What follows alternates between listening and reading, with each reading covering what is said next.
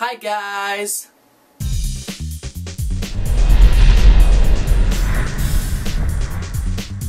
Well, I've had a massive fascination for the universe and the solar system, and the recent series on BBC Two called Wonders of the Solar System, all this information is coming back to me. So I thought, you know what, we're going to do some videos about this. Actually, I always want to talk about space and the universe and things like that, so I think it's a good time to start here. So first off, as the title says, we're going to talk about the moon.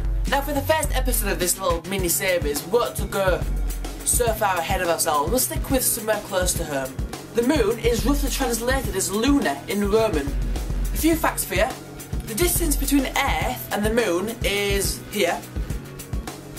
And the diameter of the moon is here. The moon's mass is here.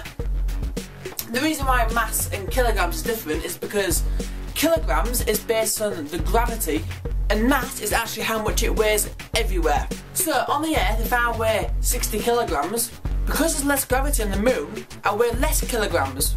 But the mass is exactly the same.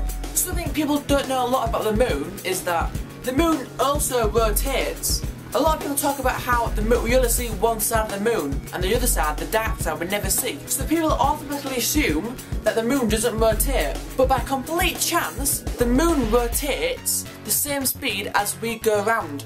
Isn't that just mind-boggling? As you all know, it takes 29.5 days to orbit around the Earth. Also, the moon is the only surface for humans to walk on apart from the Earth. Cool little fact for you, footprints on the moon stay there for millions of years. Also, if you shouted the loudest you can, you wouldn't be able to hear it.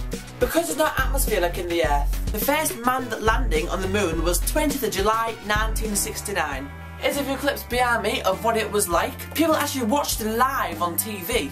I think it's amazing how people on Earth was also watching at the same time they were walking on there. But what saddens me is that with all the technology we have these days, why aren't we doing moon landings more? The technology they had before is in our calculators. Our smartphones are more powerful than their computers.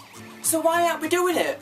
The US government completely stopped NASA funding. Obviously you need money to go up into the moon, don't you? Recently, Russia and China also stopped production of their moon landings too. This, to be fair, does make me sad because think of all the things we could learn now. But hey, maybe we're prepping for the next landing in Mars or something like that. Who knows, eh? Thanks for watching the video and I'll see you guys later. Bye for now. Bye.